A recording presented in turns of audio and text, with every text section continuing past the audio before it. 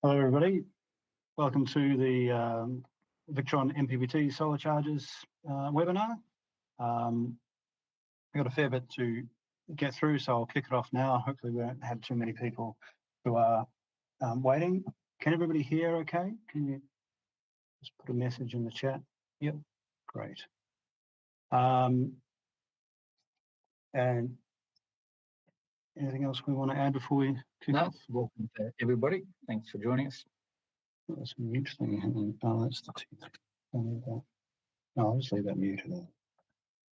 Okay. I will turn the camera off, so I'll change the display so that everybody has a larger picture at the moment.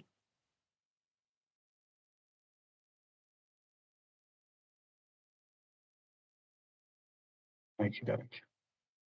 And I'll turn the camera off, I think. Okay, so MPPT solar charge controllers. So what we're going to cover today is the Victron range of MPPT solar charge controllers. I'm going to be assuming that everyone's using a smart solar, which is the type with Bluetooth built in. There's some very minor differences between the smart solar and the Bluetooth ones in a few different places. I'll try to point those out at the time, but for the most part, they're exactly the same, except one has Bluetooth and the other one doesn't. The rough format is going to be, we're going to talk about the product range. We're going to talk about how you choose an MPPT, and we're going to talk about commissioning. We're going to talk about BMS and managed systems, external control, and then the tips and tricks section is just as many things as I could think of from my own experience of things that go wrong or things that people need to remember. And that will be it. So we'll start off with the product range. So this is the rough range of products that of MPPTs that Victron make. All these different case sizes here. So the most basic is what I think of as being the 7515 range. And these ones are quite unique in the range in that they have a load terminal. None of the rest of the MPPTs that Victron make have a load terminal. And that's sort of because back in the day, a lot of MPPTs had a load terminal for load dumping and things like that. But once they get bigger, it becomes problematic with the current, and people do their load dumping and their low voltage disconnection with a separate device. But it's really well suited to things like security cameras and just gauge trickle charges and things like that. It can still be quite useful for those simple types of setup. It's also the only part of the range that has a fuse built into it as well. And it has a V direct port, which is just underneath the fuse. You can't really see it very well in this picture. And it has this little jumper in there. I'll come back to the jumper when we get to the commissioning part of it. If you can remind me of that, David, because I don't have a note on it. Yep. The models that are available in this range are the 7510, the 7515, the 115, and the 120. They are only suitable for 12 and 24 volt systems. And I'll explain why a little bit later on, except for the 100/20. There used to be two different models of the 100/20, a normal one and a 48 one, but now they just make the one which is the one that can do 48 volt systems as well. And maybe it can do 36, I think. I'm not 100% sure. I think probably can. Yeah, they are very popular, been around for a long time. The next size up is this range, which is the sort of most basic of the larger format MPPTs. They have no load port. They have a V direct port. They have this little wheel here for setting the charge settings, but I wouldn't encourage anybody to use that. If you've got a smart solar, you should just be using Bluetooth to program it. And the sizes that they come in are 130, 150, at 150/35 and 150/45. So the 130 and the 150 are suitable for 12 and 24 volts. But the 150/35 and the 150/45 can be used for 48 volts as well. And again, I'll explain a little bit more about that later. Then we go up to the next size up, which is the 150/70 range input. And so you start seeing some differences in the range here. They still have the V direct port and that little wheel. It's a bit of a legacy thing, really. But they also have a remote switch and these relay outputs. So the remote switch can be used for turning the MPPT on and off from a switch somewhere else or from another piece of equipment. So that could be Selectronic. Some of you might be familiar with, there is a tech note from Selectronic on integrating, what MPPT is it? It's not a Victron one, it's a different one. Not be Outback. Could be Outback, yeah, FlexMax or something. How you can integrate a FlexMax with Selectronic. And so you would perhaps use the remote terminal on this to integrate it with Selectronic, or anything that's going to decide it wants to cease the charging to the battery. And again, it's got no load port. And that's only available in 150/60 and 150/70. After that, you get up to the VE CAN range, which is almost identical to this one on the left here, but it has the VE CAN protocol as well as the VE direct protocol as well. And that's good for if you're going to have multiple charge controllers, you can daisy chain these VE CAN communication cables together and just have one going back to the to your servo. For those of you who don't know what a servo is, I'll touch on that a bit later on, but it's basically a control center that Victron make for talking to all of their equipment. Whereas if you were using the VE direct protocol, which is the little white plug on the left-hand side, you would have to have one each from each MPPT going back to the servo, which is obviously messier and a bit more work. Other than that, it's pretty much the same, but at this part in the range, they start offering the MC4 models as well as the TR. So what that means is you can either have screw terminals for the PV input, or you can have MC4 connections on them as well. And then we get into the 250 range. Again, all the same features as the previous one. You've got the V direct comms port. You've got the relay and the remote.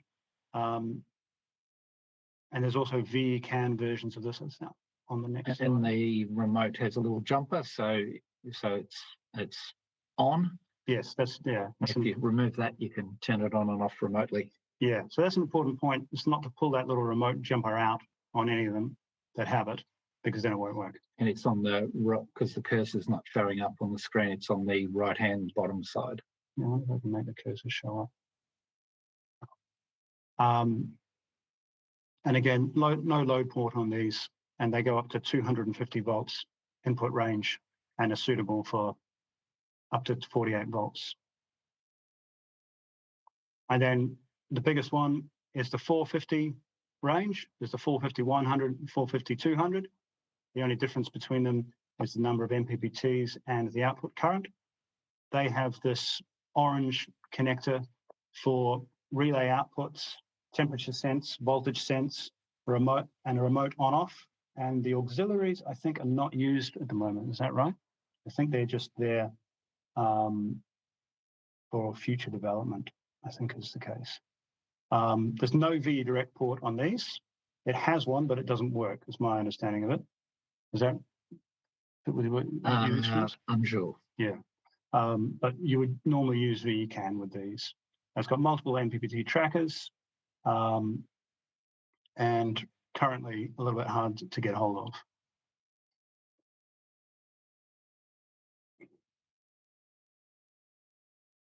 So we're going to talk a little bit about the range. I've got my slides slightly in the wrong order here. Give me a moment. So what the just want to talk about the what you can use each one for. So these smaller ones, the 7515s and the 150s, they can only do 12 and 24 volts. And that's because the voltage input of the panel doesn't give you enough headroom for a 48-volt battery bank. So that's why the 12, 24, 36, and 48-volt range are all 150 or upwards, except for the 100/20, which is specially made. But I'll explain a little bit in a moment about why that is. And then we've got the 450 range, and those are only for 48 volts. Now, the reason is because when you charge a battery, you've got to have headroom. So if we have a 12-volt battery, we're going to try and charge that at 14.4 volts.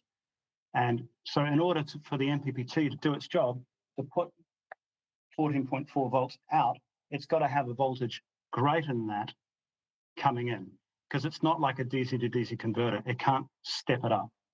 It can only step it down.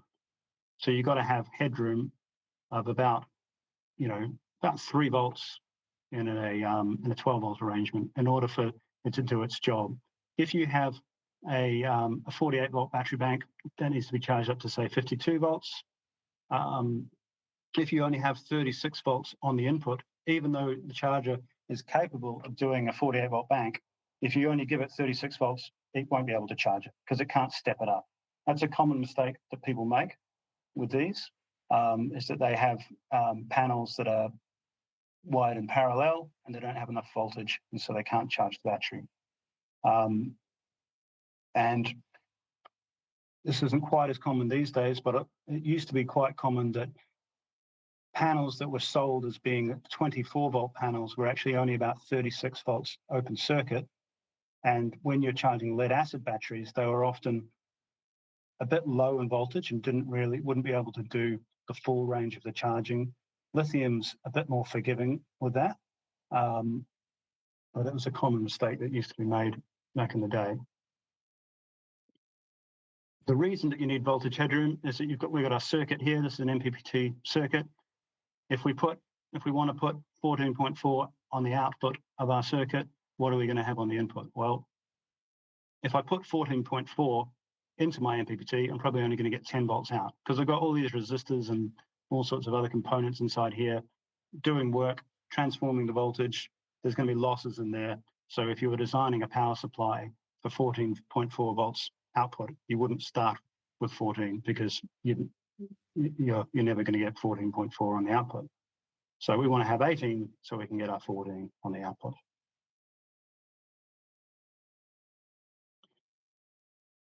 I'll take this moment to do a quick explanation of what MPPT actually is, because there's two types of charge controllers available, and that's PWM charge controllers and MPPT charge controllers.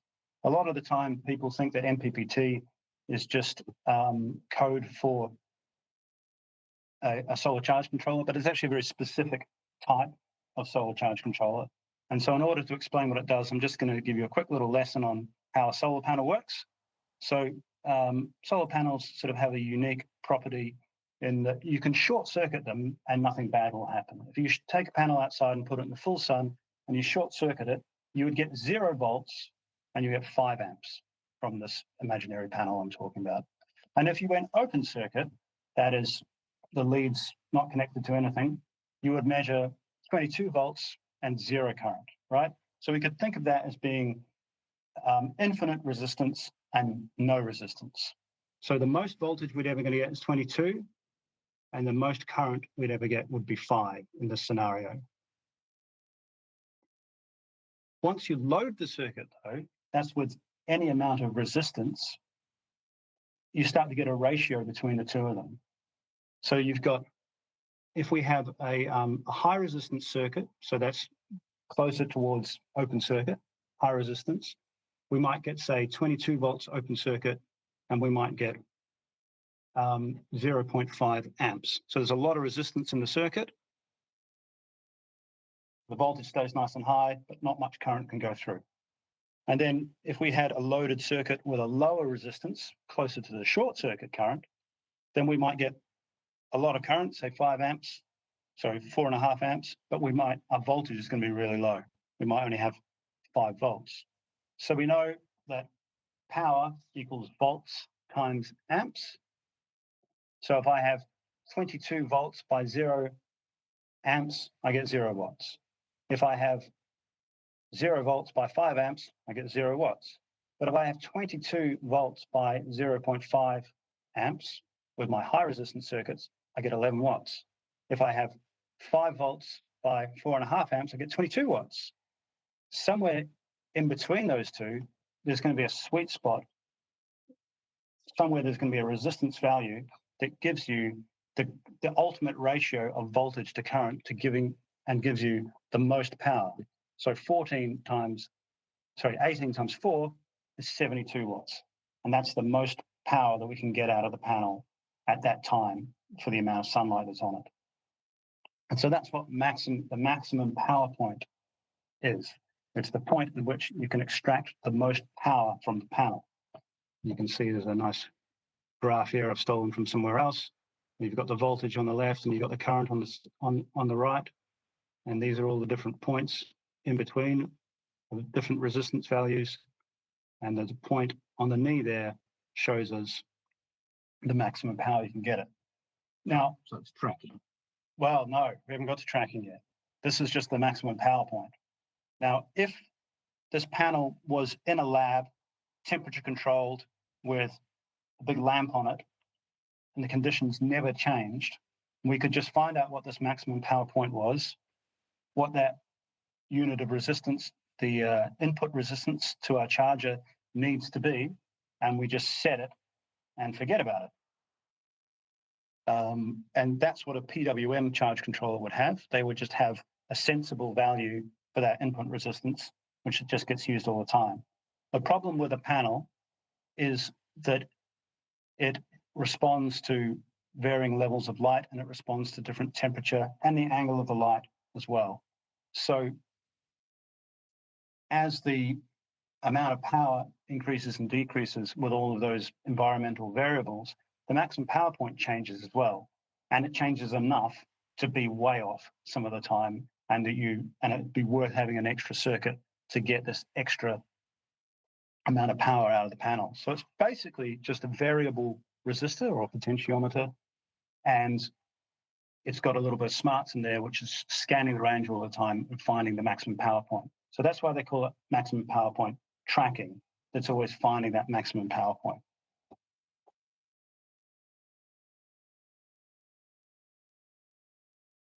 So you can see different times of the day, the sun is on different angles. Sometimes it's behind the cloud, sometimes it's partly behind the cloud.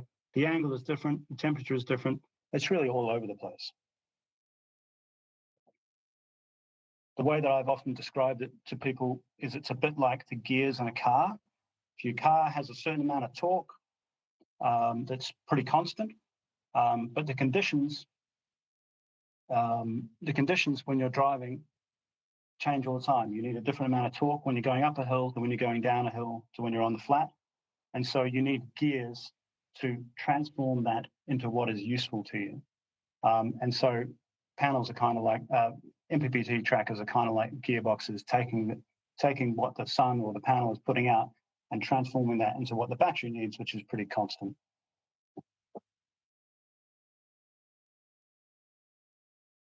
And so when we're choosing our MPPTs, the main thing we're going to look at is the voltage input and the current output.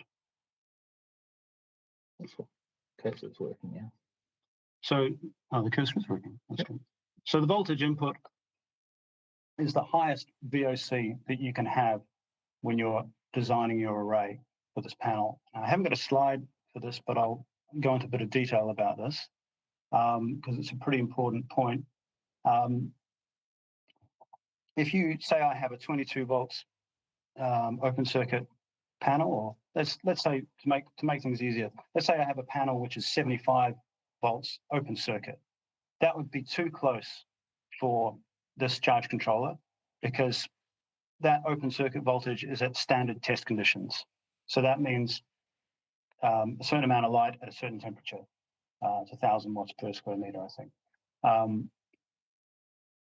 When the temperature drops, the panel temperature drops, and that amount of irradiation is the same, the voltage will be higher. So if you're right on the tipping point, if you have a cool day, perhaps the sun is behind a cloud and it comes out, they call this edge effect. Sun comes out from behind a cloud, hits the panel hasn't had a chance to heat up, you'll get a big spike in the voltage, and that will blow the input topology of the charge controller. So you're best to sort of be under by sort of about 10-15% of the maximum voltage input. So on a 7515s, you're only going to be using them on a 12 or 24 volt battery system. So that gives you plenty of headroom for an array for a 12 or 24 volt system. The limitation there is a reasonably hard limitation from my understanding of it. It's because components come rated in steps of like 75, 100, 150. So it's not sort of an arbitrary value that Victron would put in with a bit of wiggle room. I think it's really if you're over 75, you're going to start cooking a physical component on the input there, and there's not much that you can do about it. And for people who are new to Victron, you might get confused by that, what looks like a number 1 in between the 75 and the 15. It's confused many people over the years, but that's meant to be a slash. Yeah, my cursor over that. Yeah. So it's but even confused Clean Energy Council. Yeah. So there's a calculator online, and if I have time at the end, I'll come back to it. But Victron have a good maximum power point tracking calculator where you put in your panel and the number of panels you're going to have in series and parallel, and it will tell you which charge controllers to use. That's good to look at, and it will take into account the temperature variables as well. Sometimes it can be a bit conservative with the temperature, but that's something for a bit later on, I think.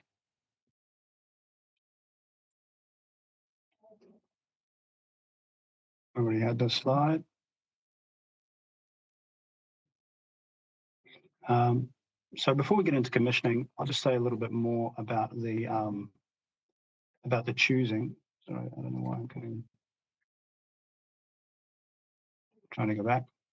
About choosing your MPPT. So if we go back to we've set our voltage at a sensible place. We've designed our strings so we're not maxing out, we're not right on that voltage limit. But then we've got to work out the current. And so it's basically going to be your current output multiplied by the voltage of your battery system. So if I have a 12 volt battery system, I've got a 7515. So I'm going to 180 watts would be a sensible solar panel size to use with this charge controller. If you had 200 watts, that's totally fine. You're unlikely to bottleneck it, and you won't break it. And actually, I've used the panel, the battery voltage, the nominal voltage, but actually, because we're charging the battery up to 14.4, maybe I should be doing my calculation 15 amps output times 14.4. That gives me 216 watts as being the maximum power of the panel. It's not going to matter if the array power is slightly over this value. 250, even 300 watts is going to be fine, because remember, the MPPT has control over the input resistance, so it can control how much current is coming in from the array. But there's a limit to that, and I don't know exactly what it is, but it will probably be around sort of 3 times the nominal power input when it starts going to get silly, and then it's not going to cope with it as well. So in this instance, 75 by 15 is 180. So if you're looking at like 600 watts would be too much for this charge controller. You can have multiple charge controllers in parallel. There's no problem with doing that. Or you could go for a larger charge controller if you needed more. The other thing to note is that if I'm doing a 24 volt system, then I'm going to be multiplying that current with the same charge controller. I'm going to be multiplying my 15 amps by, say, 28 volts, 28.8, and that gives me 432 watts. So as your battery voltages go up, you can use a smaller charge controller for the same size array, because it's all about the current output. So it's actually sort of better value for money. You can run a 24-volt panel into this charge controller to charge a 12-volt battery. That's no problem. It will step it down. And the efficiency is still very good, but there is a note from Victron somewhere saying that it's more efficient to run a 12-volt panel for a 12-volt battery system. And for a long time, I thought the opposite of that. And I think the reason for that is because that's assuming perfect conductors, perfect cable lengths. So a lot of the time you'll want to run a higher voltage to save you on big cables if you're going a long distance. But that comment from Victron is just assuming that you don't have any cabling issues. But a lot of the time it is sensible to run a higher voltage for that reason. Any comments from you, David? High, but not too high. So don't exceed it. Yeah, don't exceed it. Yeah, that's right.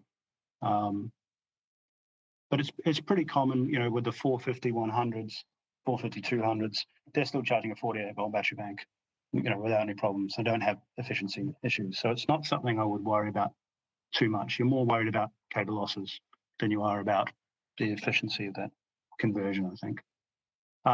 So before we move on to see if there's any questions on that side of things. Okay, cool. So on to the commissioning. We'll talk a little bit about that that little wheel and the little jumper that goes over the input to the V-Direct terminals. So that's really from back in the old days when people didn't have smartphones and Bluetooth, and programming these was much more difficult. So you can use the wheel to set the charge voltages and, the charging parameters, and it would auto-detect the voltage from the battery. And you could use the jumpers on the V-Direct input to set the load output status, which is why only the 7515 type models come with that little jumper. The big ones don't come with it. But I don't recommend that any of you do that. If you're buying the Blue Solar range, which ironically is the ones without Bluetooth, the Smart Solar have Bluetooth built into them. The Blue Solar range, which don't have Bluetooth, are slightly cheaper. So some security companies, for instance, they use the Blue Solar ones because they're working to a tight price point. I'd recommend if you, defense. Yeah, defense don't like to have Bluetooth, or they switch it off. That's a good point. If you're in that circumstance, I highly recommend that you get either the Bluetooth dongle or the V-Direct to USB cable, so that when you're programming it, you're using your laptop or your smartphone. Don't muck about with the wheel. It's just too antiquated, and it's too easy to do it another way.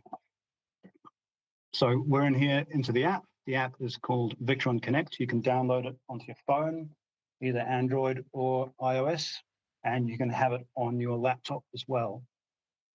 You can also use the V-Direct to USB cable with your phone, which I quite recommend now that most people have a USB-C connection on their phone. There is a USB-C version of the V-Direct cable.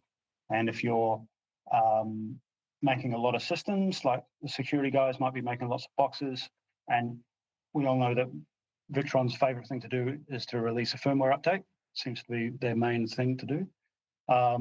And if you're doing 20 systems and you're trying to commission them, and each one's going to get a firmware update, drive you around the bend, it's much faster if you use a hardwired connection. If you use that USB dongle with your phone, it will do that firmware update way quicker. And sometimes it helps to have that, because the MPPT, if it chooses to lose Bluetooth, that the cable will get you out of that trap. Yeah, that's right. But we've got through that. We're in the app. So yeah, the app has three main sections. We've got the main status page, we've got the history page, we've got the settings page. I'm not going to go into the status and the history too much today because it's reasonably self-explanatory, but what I will say about it is that when you get to site and you do an installation, before you do anything else, you should just be looking at this page and looking at the solar voltage and the battery voltage and checking that those are what you expect them to be. If they're miles off, you should be then going and physically measuring the output of your solar on the terminals of the MPPT and on the battery. And another really common thing, surprisingly common thing, is I get a call from somebody saying, "Oh, it's not charging, the battery's going flat, the system's dying at night, but it must be a faulty charge controller." And you go to this main status window, and you look at the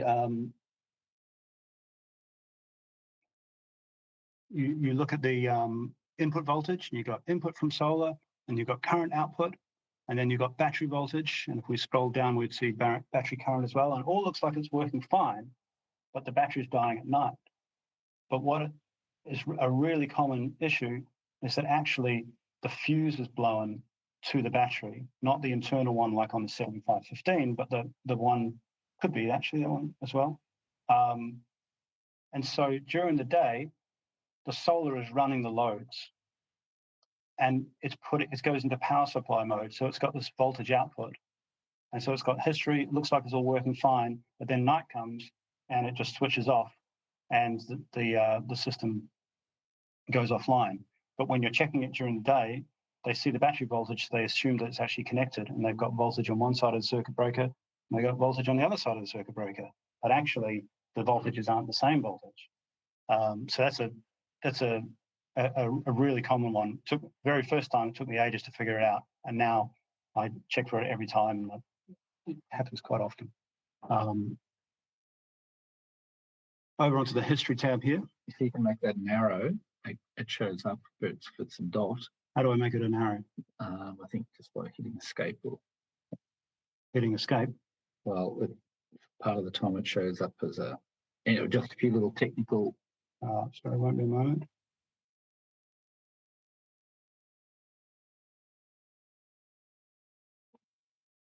That's okay. So yeah, that's an arrow. It shows up.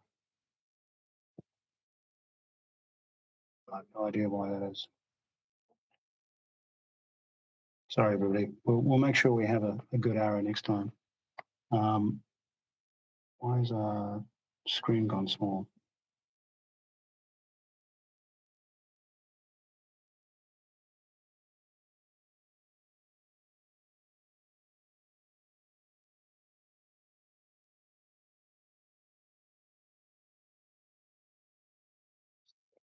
Keep on.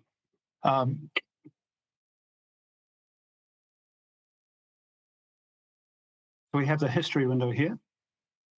Now the history window is going to give you 30 days data logging of the system, and this is really, really useful. There's a bit of a trick to it when you're on your phone. Sometimes it won't scroll back properly, but if you put your finger where the actual bar graph is and just sort of put it down and hold for a second, then swipe to the left, then it will work. This is a recent thing. It didn't used to be like this, but it's gone a bit funny recently. You can see in the history tab, you've got the bar graphs there, and then you've got beneath that the yield, the Pmax, and the Vmax. And so the yield is the amount of power it produced on each day, the total amount of power.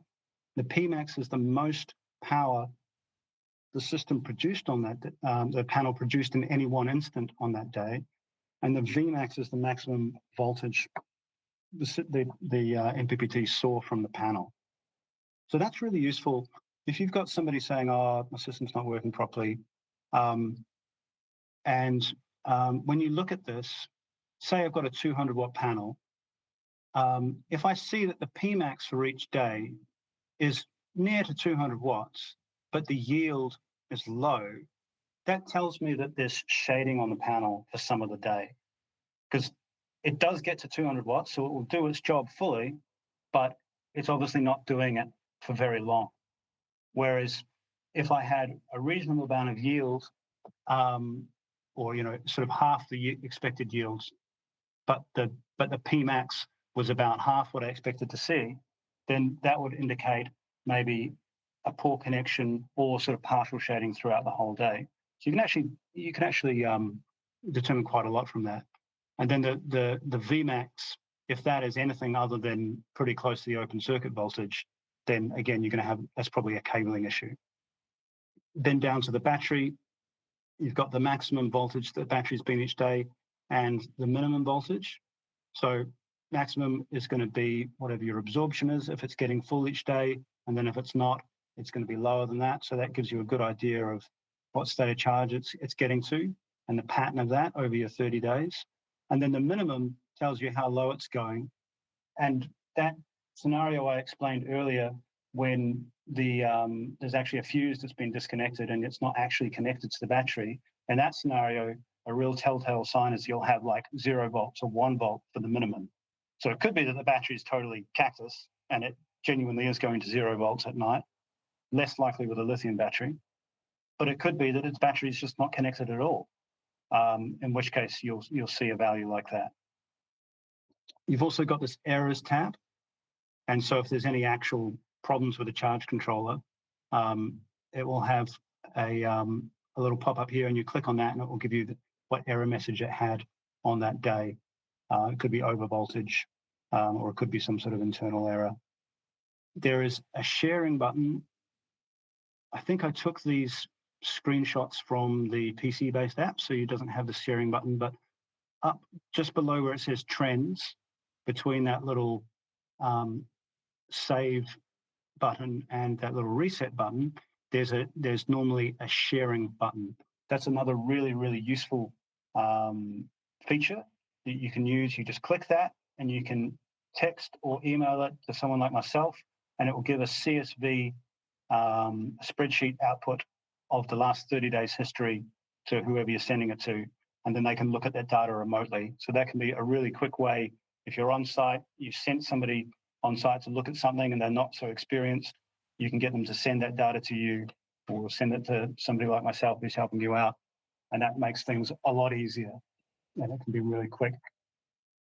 And then the cog in the top right-hand corner here takes us through to our settings page. So the top setting here, the main one we're interested in, of course, is battery. So battery voltage.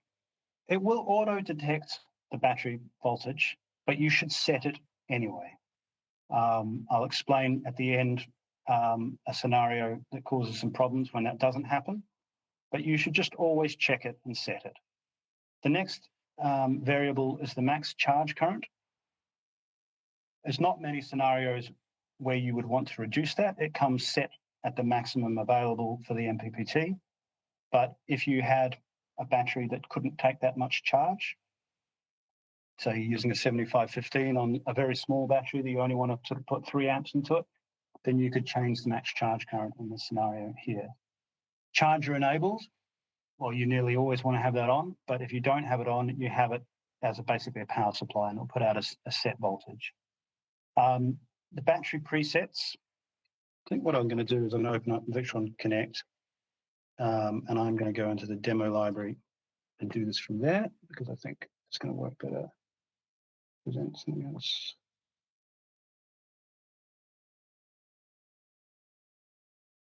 Okay. So we'll just choose this one here. Doesn't really matter, I don't think.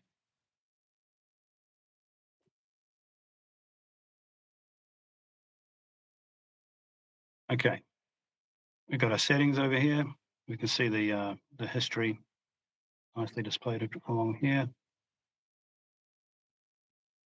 Battery. Set our battery voltage. Sometimes it asks you for this little code to see if you're really sure. Which is on a sticker on the side. No, that's not what this is. This is just the thing that it gives you the code right there, 4013. It's just checking that you really want to do this. It's a bit of a fail safe, so you don't accidentally make a change. Max charge current, charger enabled. So we get down to battery preset. So rotary switch, we discussed that before. Don't use the rotary switch. You can select a preset. They've got lots of nice presets here. A lot of the time you'll just be using smart lithium or AGM. Either of them are fine. And then you've got your absorption, float, and equalization voltages there. If you don't know what that means, you need to learn a little bit about batteries and how they're charged. But basically, it's going to charge it up to the absorption voltage, and then it's going to step down and just hold it at this float voltage. It won't hold it up at 14.7. It will take it to there and then go back down and rest at 13.6. And equalization voltage, this doesn't apply for lithium batteries. That's something it will do periodically to raise the voltage. Yes, Justin, I will answer that in a moment. The equalization voltage is something done to the battery periodically to try and get all the cells that are in series to the same voltage. So you sort of overcharge the battery to kind of balance them all out. If we look at lithium preset, you'll see that the equalization is disabled there. Now, Justin's question was, can we manually adjust the charging voltages? Yes, you can, but you don't need to be in expert mode to do that. You can just go to user defined, and then you can put in charging voltages. And the question is, if you are in expert mode, can you? Yes, well, expert mode is going to unlock all of the options. So I think as soon as you put yourself into expert mode, you're basically in user defined as well, even though it might not change it up the top here. So either in user defined or in expert mode, you can change these absorption and float voltages. But you can also play around with all this other stuff as well. So rebulk voltage offset, what that means is that I've charged up my battery to 14.4, and then it's going to settle down to 13.5, and it's going to hold it there. It's not going to then, if it drops below 13.5, say a big load turns on, it's not going to start charging it back up to 14.2 straight away, because it's always going to kind of waver a little bit, and you don't want it just going around in an endless loop. So what the rebulk voltage offset does is it determines what value it has to fall down to before it starts that cycle again.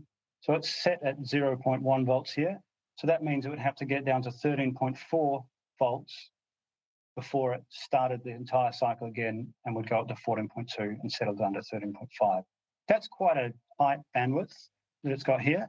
In some circumstances, you might want to have that to be a bit greater. So it would drop it off more like maybe 13.1 or something like that, if you didn't want it constantly cycling. That would depend on the parameters of the battery. So Justin has said 12.8. Is that for tubular plate gel you're talking about, Justin? So valve regulated lead acid, he says. So those of you who don't know Justin is the guru at R&J batteries, doing lots of the BAE batteries. So he's saying have that rebulk voltage offset at, let's say, 12.8. So that's quite a lot different. The reason for that is because the batteries don't like being overcharged and held up at a high voltage. There's a reason that we settle down at the float voltage, and if it keeps on re-triggering, it would be as if it's holding it up at 14.2, and that's not going to be good for the electrolyte. And it's the same when the lithium battery doesn't want to be held up at its highest point as well, actually. We then have absorption duration. I'm not going to go into exactly what all this means, because that would make it more of a training on batteries rather than MPPTs. But if you need to change the absorption duration to fit the characteristics of your batteries, you can do that here, and you can set the tail current here as well. So tail current is basically you're charging a battery. When you get to absorption, you get to 14.4, and say it's putting in 10 amps, you're holding it at 14.4. So if the voltage starts to rise, you reduce the current so that the voltage doesn't rise anymore. And as the battery gets more and more full, you're going to be putting fewer and fewer amps into it in order to hold it at 14.4. Tail current is just the setting which determines when you consider it to be have finished. So you could say, okay, when it's at 2 amps, when it was originally putting in 10, that's when I want to stop my absorption and go down to float. Or you might say, oh no, I want it to go down to half an amp. And again, that would just be determined by the type of battery you're using. Equalization, this is for lead acid batteries. And this is all the setting up how much power you're using when you're equalizing the battery. I'm not going to go into exactly what all these are for. You'll know if you need this stuff. Most of you are going to be using AGMs or lithium batteries, and you don't really need to be using custom versions of this. The stock settings are going to be fine. The main thing you just need to worry about is making sure that your absorption and your flow voltages are what the manufacturer is saying from the battery. And if it's lithium, you've got that little trick you mentioned. You go into, you select the Victron lithium, a smart lithium, then go back and, because that will get some of the presets where you want them. So I'll show you, this is what I do. So when I go to when I want to set up a lithium battery, I would go in, I go select preset, and I set it to lithium. Expert mode would be normally be off. And then I go to user defined, so I can change the absorption and the float voltages. And that sets me up to be basically where I want to be. And I just change those two. Whereas if it was, say it was tubular plate traction number 2, if I went there and then went user defined, I've then got to go and figure out how to turn off equalization and do all that stuff, which I don't want because I'm setting up a lithium battery. So I just go into select preset, and I find something which is basically matches pretty closely what it is that I want. So lithium most of the time for me. And then I make my adjustments from there by putting it into user defined. And sometimes you can actually just go in there and do it. You don't even need to change it. So it's just pre-filling that with values that are close to what you want. There's not much more to the charger side of things from here. Has anybody got any questions before we move on, or comments from knowledgeable people such as Justin? No? Okay.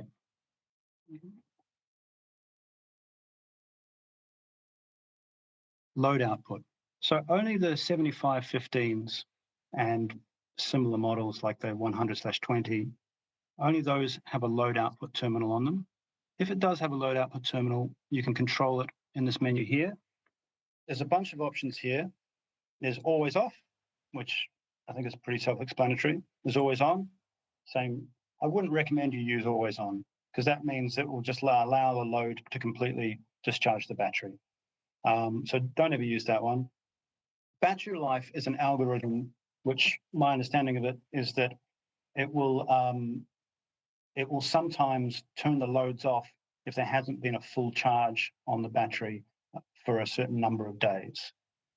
It might not be the case anymore, but it used to be the case that it wasn't very popular and people thought it didn't work very well. I don't know. Do you know if that's still what people think about it, or? No, I just no. That's the algorithms. Yeah, set to try and get your battery with a reasonable charge every few days. Yeah, it might be that people don't like it because they're not 100% sure what it's going to do. So the ones that I usually recommend people use are conventional algorithms 1 and 2. So conventional algorithm 1, we've got off 11.1, on 13.1. So what that means is that the load terminal will be off if it's lower than 11.1, and the load terminal will be on if it's greater than 13.1. So if the battery falls below 11.1, it's going to turn off, and then it's going to have to charge all the way up to 13.1 before it turns back on again. But then if it dips below 13.1, it's not going to turn off. It won't turn off till it gets back down to 11.1. So that's quite a good algorithm or logic, and you can set that as conventional algorithm number 1. User-defined algorithm number 1 is the same logic, but you can change the voltage set points. See? So that's now if the other one we have is conventional algorithm number 2. They look similar, but we've got off below 11.8 and on above, so on below 14. So that's a different type of logic. It's saying if I get below 11.8, I'm going to turn off. But in order to turn back on again, I just need to go past 11.8. And I'll stay on until I reach 14 volts. If I start getting over 14 volts, I'm going to turn my load off.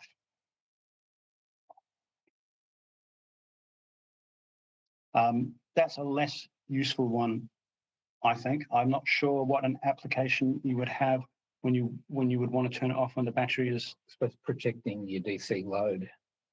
Yeah, you're right. Yeah. So we had a question from a security company a while ago because they thought that the output of the load terminal was a regulated output.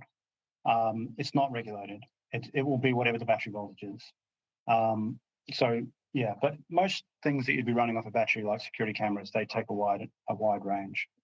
And if not, you should be using a DC to DC converter. I've just noticed the time. I'm going to have to speed up. And so again, conventional algorithm number 2, if you want to, you have exactly the same logic, but you can change the values here. The manual's very good with this as well. Yeah, this is all in the manual. Streetlight. So streetlight function is pretty cool. I've got this on a shack at my place. Basically, the panel knows when it's nighttime because there's no sun, right? So there's no voltage. So it can detect when the voltage disappears, wait a certain amount of time, and then do something with the load. So it can go, okay, it's nighttime because there's no voltage from the panel. I'm going to turn this light on, and then I can turn that light on for a certain amount of time. So we've got these set points here, sunset detection voltage. So you set that to maybe 10 volts or even lower for a 12-volt panel. And the amount of time that it waits before it decides that it's nighttime. And then sunrise detection is what sort of voltage does it need to see before it decides that it's daytime? And then there's this gradual dimming speed, which I'll explain in a moment. There's a couple of different options here as well, what it's going to do. So you can have it turn something on or turn something off when it gets to nighttime, or vice versa. And you can also have it switch on for a fixed period of time, which is going to add this little value here. This is really pretty self-explanatory. Can be quite useful for like security lights and things like that. You just got to be careful that you understand all of these settings, but they're pretty self-explanatory. And then we've got VE Smart Networking. VE Smart Networking is when you can link things together with Bluetooth. If you had multiple charge controllers on the same battery bank, you might want them to coordinate their float charges if you didn't have a servo talking to them. And you can also have a Bluetooth-enabled smart battery sense, measuring the battery voltage and temperature a long distance from the solar charge controller and sending that back to the solar charge controller with Bluetooth. The main caveat with this is that you can't use VE Smart Networking and the servo. It will cause problems. So it's either one or the other, because the servo provides all of these features. Now, the other thing I wanted to talk about is there's another option that people will see. Just a list of those, a little reminder. Okay. Is that you also have the TX and the RX port function. So I'll go back to my slides. Just prepared something on these, but I'm going to go through them really quickly because we're running out of time. So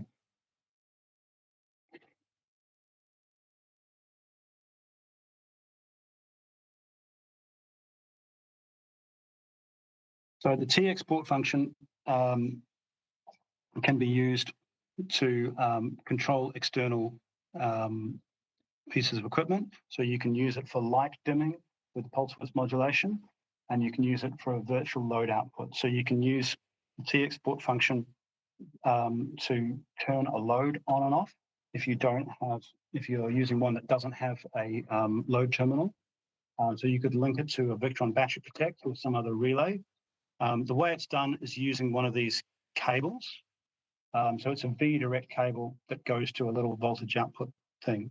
The same with the RX port function. You can have a remote piece of equipment, such as the V-Bus BMS, control the MPPT with a high-low signal that goes into there. You're not going to need this most of the time because you nearly always, with a sophisticated system like this, you're going to be using a servo, which is going to do all this sort of stuff. It's more of a legacy thing, but I thought I'd mention it because you'll see it in the menu there, and you'll be wondering what it is. It's all in the manual about how to do it, though, but I haven't come across anybody who's ever used them. The relay options. So on the larger models that have a relay output, you can set the relay options here. They can be set to quite a wide range of options: panel voltage high, high temperature, battery voltage low, equalization active. And you could, again, use those for turning a load on and off, or for communicating with something like a Selectronic that wants to know when you're in equalization. It's pretty self-explanatory, I think. Again, we've touched on that. So BMS managed systems, external control. So it's reasonably self-explanatory most of the time. If you have, say, a Pylon-Tech battery, which is a managed battery connected to a servo, and you've got your solar charge controller connected to the servo is getting information from the battery as to how much current it wants to be charged at, and how much and what the maximum voltage it wants to use. So that's going to override the charge voltages that you have set in the MPPT. It will show up in VRM as being under external control. You can see it there in the VRM portal. It will show up on your servo or your GX device as being a networked operation. It will show up as saying it's external control. And you can go into the menu settings and you can reset it. You've got this press to reset value here.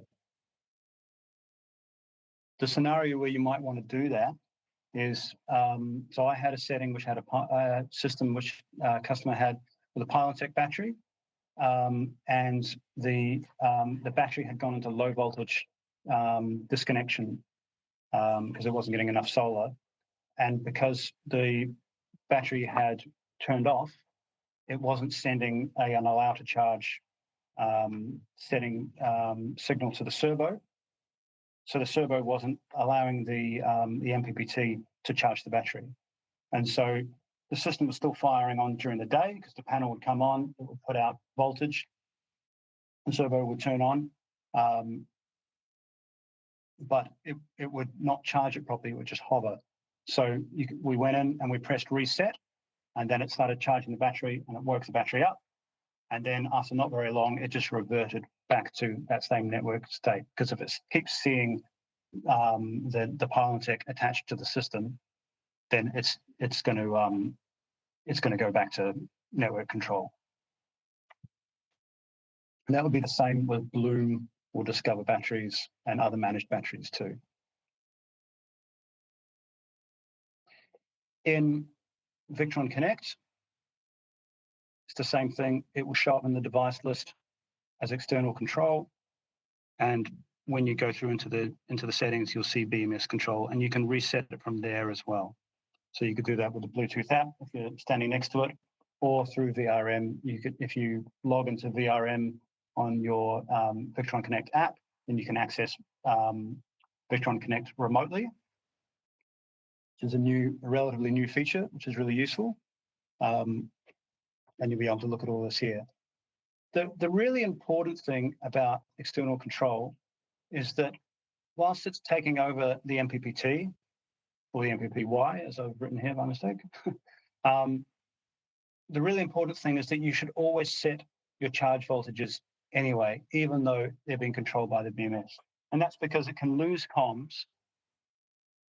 And if you're using a Pylon-Tech battery, the standard 48 volt voltages that are set in there those are going to be way too high because the Pylon-Tech is a 15S battery, which means it's got 15 cells in series instead of a 16S, like a Bloom or Discover or a Power Plus, which are a true 48-volt battery. And so the 48-volt settings are actually far too high for the Pylon-Tech. And it's not just Pylon-Tech, there's lots of them, the 15S. And so if it lost its external control status, it's going to be charging it way too high. So always make sure to set those voltages regardless when you're using external control. And the same for the multiplus as well. It's going to control the multiplus, but set the voltages anyway. Tips and tricks. The main one is this PV short circuit reset. Whoops, how do I get back? Okay. Unfortunately, I've put this thing over the top of that. So let's just change that for a second. Which is handy if the MPPT appears to be faulty during commissioning. That's right. That some sequence in the series or manufactured dates allows this feature. I'm just going to read this to you from here. But basically, what can happen with the 250/100 is that you can, there is a protection mechanism built into it. So if it thinks that there is a short within the MPPT, it's going to cut off the voltage input from the PV array to protect the battery. I'm guessing as to what the reason for this is, but I think it's because once you start getting up to 250 volts input and 100 amps, the stakes are really high with lithium batteries, and you really don't want to short through onto the battery when you've got that much power available and that much voltage. So what it does is it has a latching relay across the PV input, and if it sees a big discrepancy between what the battery voltage should be and what it is, it's going to activate that latching relay, and it's going to short circuit it to get rid of all of that voltage. The way that this can be mis-triggered, I suppose is the word, is that if you haven't set the battery voltage, you've got a 48-volt battery, the battery is set to 12 volts on the MPPT, and you turn the array on, it's going to see 48 volts on the battery, and should be nowhere near that. It's going to say it should be more like 14, 15 volts at the most. It's going to see 48 volts and go, oh, there must be a short, and it's going to activate that latching relay and short out the PV inputs, and your array will stop working. If that's the case, then you can actually reset it. It doesn't mean that it's broken. What you have to do is you have to disconnect the array, and you have to connect the MPPT to a 12-volt battery or a power supply, but it can't be higher than 15 volts. And then you go into the menu, and you go to product info, which is where you would normally see the firmware and things like that. And a new option will be enabled, which is PV short relay, and you can press reset there, and that will solve the problem. So it's a good practice to, when you're setting up any charge controller, before you turn the array on, go and set up your settings, set the battery voltage before you turn your breaker on to allow array voltage through to the MPPT. That will prevent this from happening. Things not to do. Don't connect one array to 2 or more MPPTs. The reason for that, or the short reason for that, is because I did that once and it caught on fire. And I think the reason is because you have 2 variable resistance inputs on the entrance to on the PV input terminals. And so they're trying to find the maximum power point, and it's seeing these other 2, it's seeing the other one trying to find the maximum power point on the same circuit, and it just goes haywire, and you've got a power supply from the array built into that as well, and it ends up just shorting through each other's grounds, and it just, yeah, it's not good. Don't do that. Turn on the PV before you set the battery voltage. Don't do that. I just explained why. Don't run the load terminal as always on. Don't expect a regulated voltage from the load terminal. Don't wire the array too close to the voltage limit. So when you're designing your strings, make sure you're not right on that voltage limit with the MPPT. Don't forget to use a fuse on the output.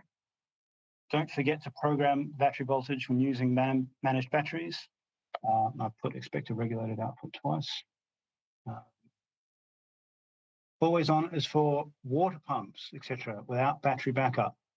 Yes, okay. Is Justin, are you talking about when it doesn't have a battery at all and it's just running in power supply mode? Yeah, okay. So you would then maybe have charger enabled turned off as well, perhaps. Thanks for that. That's a good one. Bluetooth issues. So people sometimes have a bit of pain with the Bluetooth, especially since Victron have changed it. It used to be 6 zeros was always the Bluetooth pin. Now, because of some EU standards, they have to be unique. It's always on a sticker on the side of the MPPT. If you've lost it, there's also the PUK code.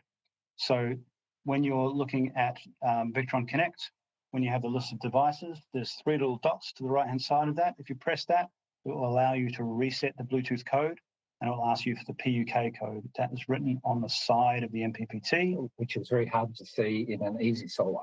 Yeah, Easy Solar is another kettle of fish. Easy Solar, I recommend you do it through the VRM portal, but I recommend that you carry a V-Direct to USB cable with you. Any Victron installer should have one of them. They cost hardly anything.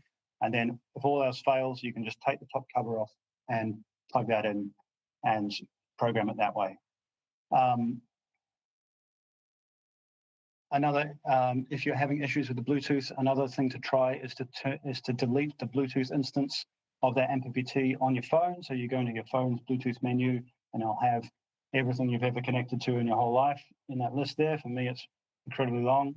You find it in there and delete it, and then try and repair. Sometimes makes a big difference. You can use the VRM portal with Victron Connect. So if you have a servo connected to the internet and that's connected to the MPPT, then you can, instead of using Bluetooth, you can just go through the VRM portal. You can hotspot the servo to your phone if the user doesn't have an internet connection. Or Victron Connect remotely. Yeah, Victron Connect. Yeah. Yeah, VRM. Yeah. Yeah. So you've got VRM on your computer or on your phone. You've signed into VRM in the Victron Connect app. So you're not going to the VRM portal. You've got the Victron Connect app, and there's an option to sign into your profile there. And then you can connect to any system that that is online, as long as you have two-way communication switched on and remote support. Yeah. You should always have all that stuff switched on, unless you work for the Department of Defense. Wiring issues. The negatives are common on these MPPTs. It's not a common thing, but every now and again, I think plasmatronics were positive common. Every now and again, you'll have somebody who will be wanting to run the just the negatives, and they'll run the positives through the chassis because they some marine equipment, I think, was like that. But they're actually effectively just bypassing the charge controller. So negatives are common, switching is done on the positive, but just use all the negatives anyway, is my advice. Carrier meter, yeah, this is all the same as previous slide, sorry. And that's pretty much it. Any more questions from anybody? Oh, the jumper. So I think I did mention the jumper, but the little jumper that comes in the 7515s and things like that, that's used for setting the load output terminals. So you can, there's various positions you can use for that to set it to battery life or load always on or load always off. I wouldn't really recommend that you use that. The Victron calculator is the MPPT calculator. I highly recommend using that for doing a sizing of your array and making sure that you've bought the right charge controller. And we can find that quite easily when you just Google Victron MPPT calculator. It's a little bit harder to find on their website. So yeah, we found that the other day, didn't we? And there's also a spreadsheet you can download as well, but the web-based one is really good. You can put custom panels into there.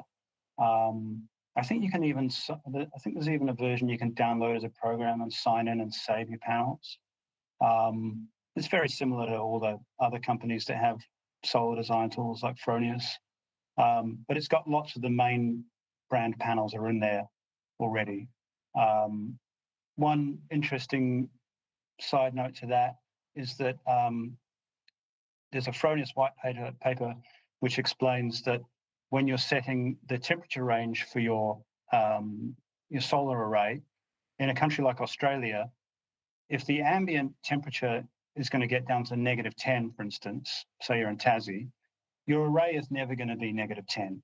So that temperature range is used to calculate what the maximum string voltage is going to be, and in some circumstances that can sort of make a big difference as to what models the MPPT calculator tells you are available. But because as soon as sun hits the panel and starts producing power, it also heats the panel up pretty much instantaneously as well. So an ambient temperature of -10 doesn't mean that the panel temperature will be 10. So that what it's actually asking for is what's the lowest the panel temperature is going to be. And so there's nowhere in Australia where you're going to have a panel temperature of -10, because that would mean the ambient temperature would have to be a lot lower. That makes a big difference when you're designing strings for high voltage systems like with a Fronius inverter, because you've got lots of panels in series. So that and it's going to be the same with the 450s as well, I suppose, because those little changes add up in these long series strings of panels. But you can safely assume that the minimum panel temperature is going to be about 0 in Australia, not -10. I guess we should wind up in a minute. Just a couple of thoughts, closing thoughts. The range of MPPTs don't have inbuilt earth fault detection, so we sell a lot of AERL earth fault detection units. So, yep. The 450-100 and 450-200, they do have inbuilt earth fault detection. They're a bit short in supply in the moment, till probably around the end of the year. And when do you need earth fault detection? Is it over 120 volts triple free? Yep. So that's anything that's LV instead of ELV, you're going to need earth fault protection. There's a new earth guard out, which is nice and light and looks cool.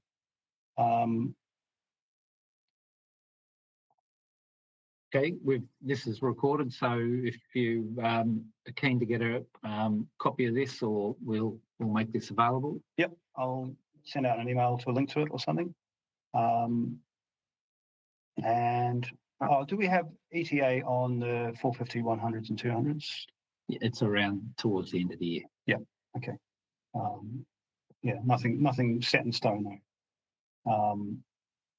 And if you need help with redesigning your arrays to use the other charge controllers, just give us a call and we can help you with that. So we'll call it a day. If nobody's got any other questions, thanks for coming, and we'll be doing some more of these soon.